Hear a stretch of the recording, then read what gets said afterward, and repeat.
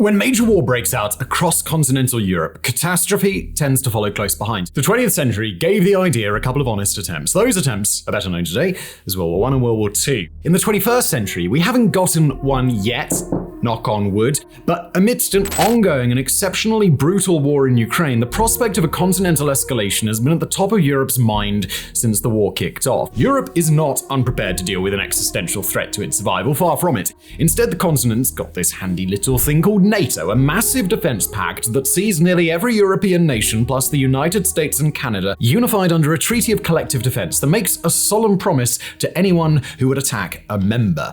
Mess with one of us, and you'll get all of us. But now Europe is reckoning with the realization that the biggest and baddest NATO power of them all might be just months away from abandoning its pledge for collective security. American presidential candidate and former President Donald Trump caused a firestorm across European geopolitics over the last few days, when in just a few short moments at a campaign rally, he raised the real possibility that America would allow fellow NATO members to be invaded, or even encourage an invasion outright if those NATO members hadn't paid up as expected. In today's special episode of Graphics, we're going to be digging into NATO's predicament, the real-life implications of Trump's campaign remarks, and the prospect of a NATO defense of the European continent, with the United States conspicuously absent. Alright, now before we get into the weeds on just what Donald Trump said and just what it means, we're going to zoom out and define some key terms here just to make sure that we're all on the same page. Specifically, well, what the hell is NATO anyway? For those who are unfamiliar, NATO is an acronym for the North Atlantic Treaty Organization, basically a political and military alliance between the US, Canada, and most of Europe. First founded in the immediate aftermath of World War II, NATO was basically the answer to what the Soviet Union was doing in Eastern Europe, quickly swallowing up as much territory as it could as the dust was settling from the fall of Nazi Germany. In those years, and ever since, NATO was Europe's answer to Soviet expansion, unifying the countries who didn't want to get steamrolled by the Soviets under a single banner in the event of a war. The intent of NATO wasn't to go to war, but to avoid war by insisting to the Soviets that any attempts to infringe on NATO member nations would kick off a massive war across all of Europe. With nuclear weapons at the ready on both sides, that war would have become World War III, something neither NATO nor the Soviets were particularly interested in. How NATO managed to make their promise sound convincing was this little thing called Article 5. This was a core principle in NATO's founding treaty, and across decade after decade, it's been the single critical promise that NATO cannot live without. An attack on one is an attack on all. The Soviets, for example, didn't have to drop bombs on London and Paris in order to find themselves at war with Britain and France. Step 1, single solitary Soviet combat boots onto some backwater Danish or Norwegian island in the frigid North Atlantic, and congratulations to the Soviets, they were now at war with the whole of Western Europe and North America. While the NATO founding treaty stops short of guaranteeing a NATO-wide automatic military response after an attack on a single member, NATO nation leaders have been unflinching for decades in their insistence that military support for each other will be there anyhow. That is the core principle that has underpinned NATO's effectiveness for decades, that when it comes to the territorial integrity of NATO member nations, there are no minor slights, no unforgivable insults, no runt of the litter to pick on, and no way to attack Europe piecemeal in hopes of taking a slice off here or there. Step to NATO, and you'd best be ready to deal with the whole crew. In the modern day, after the fall of the Soviet Union, NATO has gotten a whole lot bigger. From an original membership of 12 nations, the organization was 16 strong by the end of the Cold War, and today it's all the way up to 31. Two other nations are working rapidly to gain membership. Bosnia and Herzegovina, that's one nation, just go with it for today, and Sweden, which at the time of writing is on the precipice of gaining formal admission. Two others have formally expressed their desire to join, Georgia and Ukraine, the latter of which is currently very much at war with Russia in a conflict that Russia openly states is meant to keep NATO from adding such a large partner nation right on its doorstep. And it's NATO's relationship with Russia that is by far the organization's biggest priority. While Article 5 applies to all threats to NATO nations and would say take effect if, let's say, China launched a Pearl Harbor-style attack on the United States, or tiny little Moldova started getting rowdy and decided to invade neighboring NATO member Romania, those aren't exactly the most realistic of threats. Instead, It's Russia that is seen as NATO's most likely military adversary, and NATO is now witnessing the sheer impunity with which Russia has waged war on its smaller, sovereign neighbor Ukraine for stated reasons that range from questionable at best to downright fabrications at worst. Now, Russia has seen firsthand that NATO will not step in to defend a country that's expressed interest in joining the alliance but hasn't done so yet. With that theory tested out, experts across Europe fear that Russia's next step will be to find out whether these NATO member states are really serious about Article 5, taking a little bite out of some nearby NATO country and seeing what happens. In early 2024, NATO figures have become increasingly concerned that Russia's military-industrial complex is streamlining and preparing for massive investment, hoping to overcome the issues that have held it back for years. According to Danish Defense Minister Troels Lund Poulsen, in comments in early February, to quote, "It cannot be ruled out that within a 3 to 5 year period, Russia will test Article 5 and NATO solidarity." That was not NATO's assessment in 2023. This is new knowledge that is coming to the fore now. The quote ends. And one day later, this.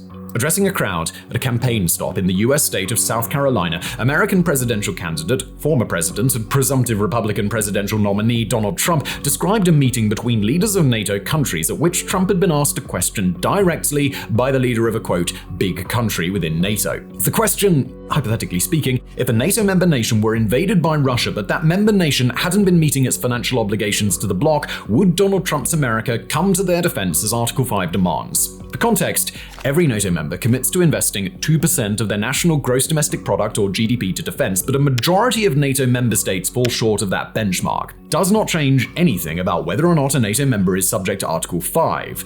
And, well, here's the quote. Said Trump, quoting the unnamed NATO leader, "Well, sir, if we don't pay and we're attacked by Russia, will you protect us?" And quoting himself, "I said, you didn't pay, you're delinquent?" He said, "Yes, let's say that happened. No, I would not protect you. In fact, I would encourage them," meaning Russia, "to do whatever the hell they want.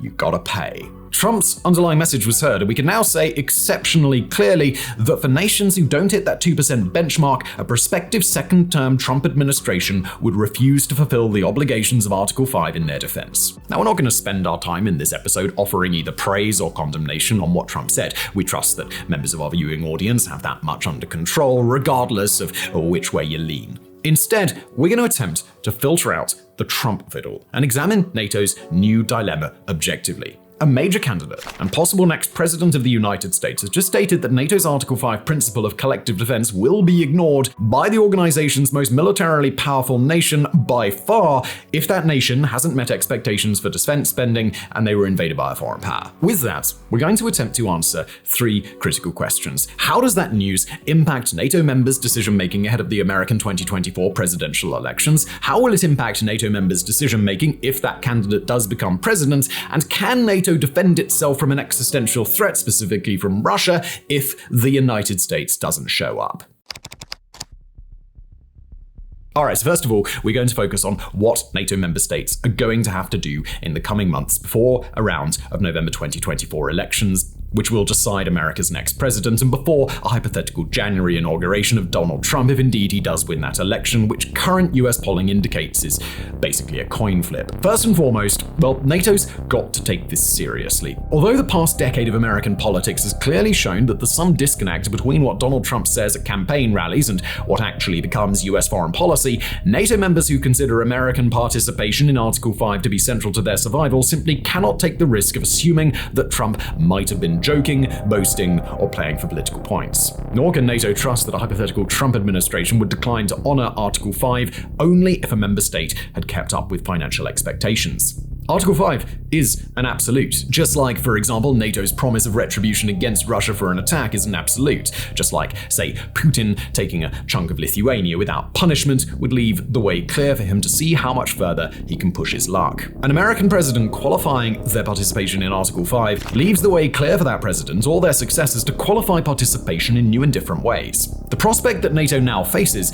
is an America whose participation in Article 5 will no longer be assured, and the rest of NATO's member nations nations simply must prepare for the worst-case scenario there. After all, when it's national survival on the line, it's a hell of a lot better to overreact and end up being fine in the end than to underreact and end up being Russia's newest blast. Now, we've got to stress yet again, the fact that a member nation hasn't hit their spending thresholds does not mean that they're any less a NATO member than anybody else. NATO does not have membership dues, and the status of its members is not impacted by how much they pay, or for that matter, whether they pay at all. A nation can pay $0 into NATO and still be protected by Article 5 just the same as anybody else. Whether that's right or wrong, that's its own debate, but regardless, it's how NATO works. Apparently though, that might not matter for long. So the next question is, who's behind on defense? And the answer is, well, a majority of NATO. Of the members' other 30 members, America subtracted, only 10 hit their spending targets in 2023. Britain, Poland, Greece, Estonia, Lithuania, Finland, Romania, Hungary, Latvia, and Slovakia. The other 20 fell short, and 6 of them, Canada, Slovenia, Spain, Belgium, Luxembourg, and Turkey, spent less than 1.4% of their total GDP, 2/3 or less of what they were supposed to be spending. It's no accident that most of the nations that do hit their targets are the ones with the most to fear from a Russian invasion, including sparsely populated Finland and its very long border with Russia. There's also the 3 underpowered Baltic states of Estonia, Latvia, and Lithuania, plus Romania, Slovakia, and Hungary just on the other side of Ukraine. Then there's Poland, which shares a border with Ukraine, with the Russian exclave of Kaliningrad, and with Russia's close ally Belarus, and has a very, very deep recent cultural memory of just how much it doesn't like living under Russian/Soviet authority. It's worth noting here, and we do want to really stress this point, that at present it would very much be difficult for Russia to launch an overland invasion of any NATO country without attacking one that's hit its 2% spending threshold, thus pulling the hypothetical 2025 Trump administration into the conflict, or at least according to the rules and the frame that we've got now. You can draw a continuous straight line across NATO's entire land border with non-NATO Eastern Europe, through Romania, Hungary, Slovakia, Poland, up through the Baltics and through Finland, and never touch a single nation that's behind on its spending until you hit Norway, whose 195-kilometer land border with Russia is located well above the Arctic Circle. But that doesn't really change the reality that now an American potential president has established terms for Russia to invade NATO without US intervention. So now it's time for the tougher considerations. As for what NATO does in the short term, while America's 2024 elections are still undecided, well, the most important step will most likely be to try and get their diplomatic ducks in a row before a second Trump presidency hypothetically begins. The task of defending the European continent would get considerably more difficult if America was taken out of the equation, but it wouldn't be impossible so long as other nations don't start following America's lead. In the coming months, NATO leaders will likely work to secure hard, stable commitments from each other to ensure that no matter America's eventual decision, the rest of the alliance's members can be relied upon to show up in a crisis. Step 2 is going to be a job for the budget department, as each member of NATO is going to need to ask some tough questions about what money can be diverted to defense. In some countries, that'll be in hopes of meeting that 2% threshold in order to give a better chance that America might actually show up, and in others, it'll be with the goal of increasing spending even past 2% in order to develop new capabilities and shore up strategic deficits in areas where Europe has previously needed the US. It's unlikely that these nations will actually begin a spending spree before the American 2024 election is finished. After all, nobody is expecting Russia to launch a full-fledged invasion of Europe in the next few months, and even if they did, Russia's current exhausted conscript army could probably be blown over by a stiff wind if it had to open a whole continent-wide war in addition to the ongoing war in Ukraine. But what NATO's other nations can do is shop around for the new military equipment they'd want, figure out their budgetary changes, and have their checks ready to sign pending how America looks this time next year. Of course, that would also mean that those nations are doing what Trump would want, responding to a tough approach by finally meeting the thresholds Trump had bashed them for neglecting. And as for step 3, the next few months are likely to accelerate an ongoing change within NATO as certain nations within the defensive alliance start to seek out more responsibilities, more time on the diplomatic forefront, and more of a leading voice in the alliance's future. Chief among those nations is Poland, whose Prime Minister Donald Tusk issued a sharp and very thinly veiled retort to Trump in the days following his campaign remarks. Said Tusk during a visit to France, "It is probably here in Paris that the words from The Three Musketeers by Alexandre Dumas resonate most clearly. All for one and one for all."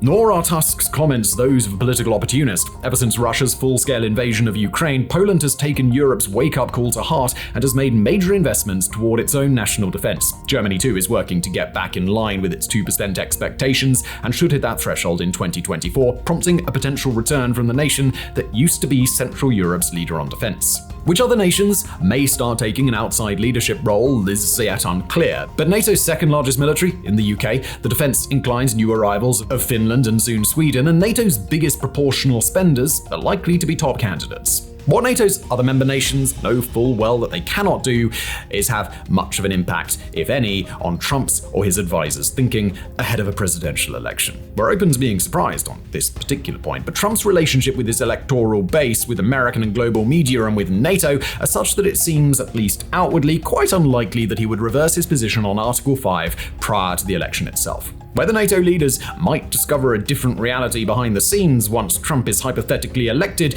is a different story. But as we said, NATO can't take that gamble with the stakes this high.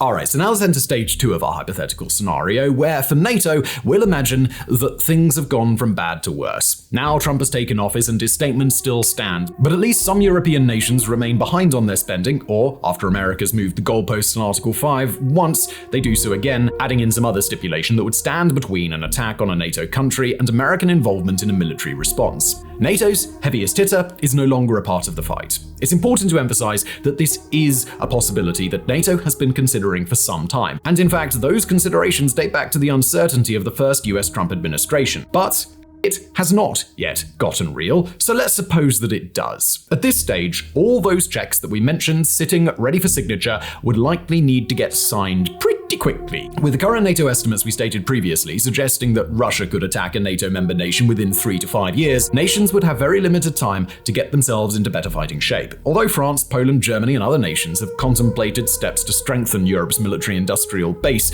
the treaties and facilities needed for that sort of production will take time to build, and so will procurement of any sort of military equipment from other nations. With luck, plants and factories might come online around the time Russia hits that purported 3-year mark, but even the most substantial military investments today can only lead to European arms production further down the line. And although it would be nice to presume that Europe could instead shore up its existing assembly lines, build new ones in existing facilities, and produce more of their own material indigenously, that doesn't seem to be particularly likely. One Belgian ex-general summed up the issue rather neatly to Politico to quote, "It's not a joke, we're in deep shit, especially in Belgium, but we're not the only ones." So, Europe is expected to need several years to produce enough ammunition to replenish its stockpiles, while also sending more ammunition to Ukraine, and arms manufacturers within NATO nations have repeatedly stressed that while the alliance is welcome to pay as much lip service as they'd like to the idea of military expansion, these firms can't actually produce more weapons unless they get firm orders, which have been very slow coming in. According to NATO's own commanders, as quoted by that Belgian general we just mentioned, Europe needed 5 to 7 years to build a sustained military industrial capacity when its industrial abilities were first projected outward in 2022. Sticking with Belgium for a moment, even that small nation is expected to need to invest between 5 and 7 billion euros over the coming years just to manufacture enough artillery shells to sustain a 2-month war. In many countries, the situation is a good bit worse than that. So there's the more urgent question at hand. Procurement of all the strategic and tactical military stuff, the range of weapons and equipment that NATO now wouldn't have at its disposal if it needed to fight a war. Now, there are 2 international suppliers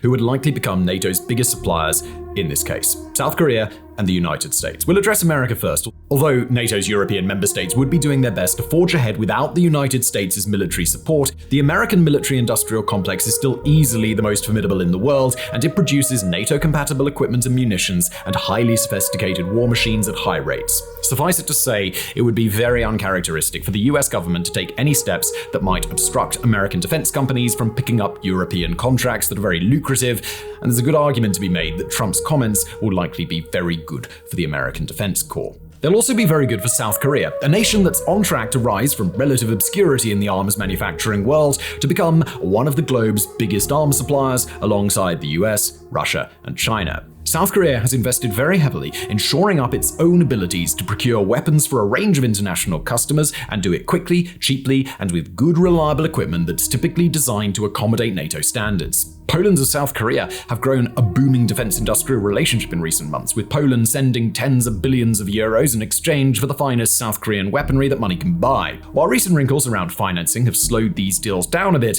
the fact remains that South Korean artillery, fighter aircraft, small arms, and a range of other arms and equipment are becoming a favorite within NATO, and now that European countries are in a position to consider diversifying a bit from American arms suppliers, South Korea is the obvious choice. As for what Europe would actually need to procure if planning for the United States to be absent from a future conflict, well, that is a troublingly long list. Take out America's nearly 500,000 active army personnel, and only a handful of NATO's militaries have standing armies of over 100,000 soldiers. Finland, Turkey, Greece, and France, with Italy and Britain just south of that 100,000 mark. While NATO member nations mostly do have enough tanks and armored fighting vehicles to correspond to the number of troops they've got, that somewhat misses the point that without America, NATO's expected tank force is cut in half. That same is true when it comes to artillery, and while NATO member states do have their own contingents of F-35 and F-16 fighter aircraft, as well as the European-made Eurofighter Typhoon, Dassault Rafale, and Saab Gripen, the loss of the US Air Force means the loss of strategic and stealth bomber aircraft, aerial control and advanced reconnaissance planes, a whole lot of UAVs, and critically,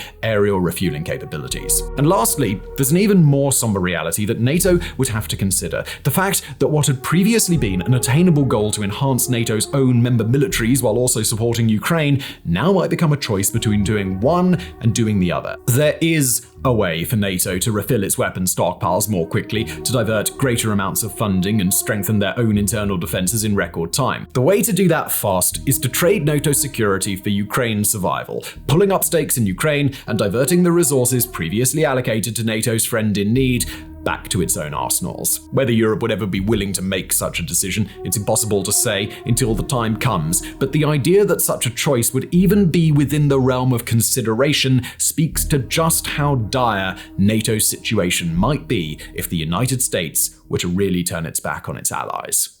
The unthinkable. And finally, we come to the unthinkable, the question that NATO was designed to avoid ever having to answer. Could the combined nations of the European continent, plus, in this scenario, Canada, stand up to a direct invasion from Russia and survive? Well, in some ways, the chances are halfway decent, and we'll start with NATO's two best military assets relative to Russia: its nuclear stockpile and its naval forces. First, on the nuclear side, the United States is not the only NATO military member with well-established nuclear stockpiles. France is believed to have about 280 nuclear missiles deployed, and the United Kingdom's got about 120. Now, that's nowhere near Russia's total of 1,600 or more deployed warheads, but it's more than enough to deter Russia from a nuclear strike. A combined 400 nuclear warheads falling on Moscow would still be a very, very bad day. As for the Russian Navy, NATO, even without the US, has got Russia beat in terms of aircraft carriers, where Russia can field only the exceedingly goofy Admiral Kuznetsov carrier, which we trust is somehow managing to actively sink even though it's in dry dock. Russia does have some dangerous surface warships, but it's unlikely that Russia's Black Sea Fleet, its Baltic Fleet, its Northern Fleet, and its other ships in the Atlantic and Mediterranean would be enough to overcome NATO's sea power. Its submarines would pose much more of a problem, but at least in theory, NATO should be able to endure that threat so long as the submarines aren't launching nuclear weapons. In the air, NATO's Patriot air defense systems are the same ones that have proven highly effective in Ukraine, and they're backed up by a wide range of European-made and international air defense systems as well, including systems that can be deployed near to the front lines. Europe fields a significantly more advanced fleet of fighter and multi-role aircraft than Russia does, including quite a few US-made fifth-generation fighter jets, as opposed to Russia's small handful of Su-57 aircraft that it either doesn't trust to survive in battle over Ukraine or doesn't want to put at risk in an actual war. Russia's strategic bombing capabilities are ones that NATO can't match, but they can field some pretty good interceptor aircraft, and while other Russian command and control aircraft should confer Russia an advantage, the country is believed to have only a few aircraft ready to fly, and even fewer crews ready to fly them. And speaking of which, NATO's forces would also be at a significant expertise advantage if they were to face Russia in battle today. A large proportion of Russia's experienced troops have become casualties during the war in Ukraine, and the conscripts and mercenaries who've taken their place lack the critical training to be able to stand up to the generally well-trained, knowledgeable troops of NATO. Give it a few years though,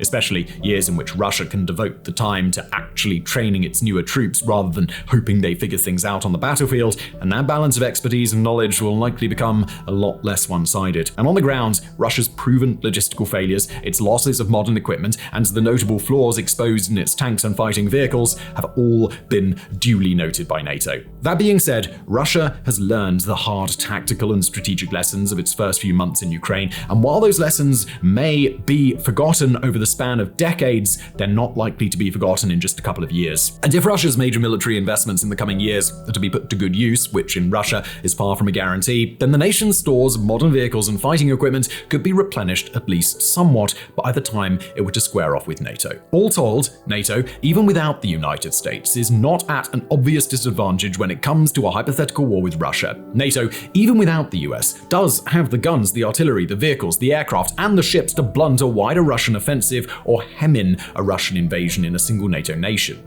That conflict would also be a major war, and it would inflict a sort of pain onto NATO that Europe hasn't felt in generations. But the question isn't whether NATO can get out of a fight without taking a few lumps. The question is whether NATO can survive.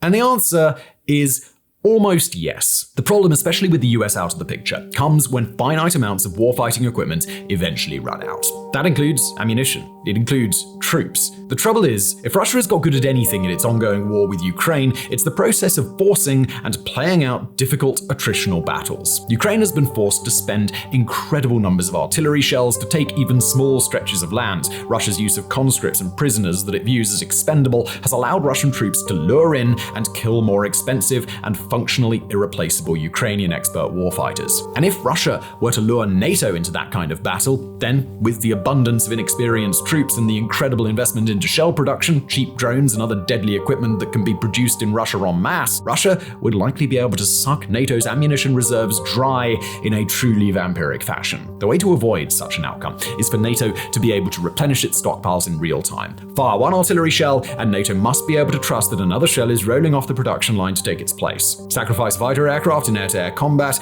and if the pilot's lucky enough to survive, then they must be able to fly a new aircraft back to rejoin the battle. For every soldier that dies on the front lines, NATO must be able to find another person willing to raise their hand, take up arms, and take their place. With the full strength of America's wartime manufacturing capability and the 1.3 million strong US armed forces, that's a clearly achievable set of outcomes. But if the rest of NATO has to do the manufacturing and the troop recruitment itself, well, the alliance just isn't ready yet. It's here that NATO will have to do good work at breakneck speed if it's going to be ready to fight without the United States' support within the 3 to 5 year timeframe we referenced before. It's been an open secret for some time that America's political situation and some of its political leaders could radically change the balance of power between NATO and Russia. That's a possibility that Europe has had to confront in the abstract for a few years now. But if, hypothetically speaking, these long-term fears were to evolve from the abstract into NATO's new reality, then it is by no means assured that NATO would be ready to deal with Russia without America to back it up. Now, there's at least one iteration of the future in which Vladimir Putin's Russia can force that possibility, say parking a troop column in the small town of Kirkenes in northeastern Norway, just along the border, and call Europe and America's bluffs all at once. In the coming months, and possibly even the coming years, the nations of NATO must confront that possibility, and their success or failure in doing so may be what decides the survival of Europe as we know it.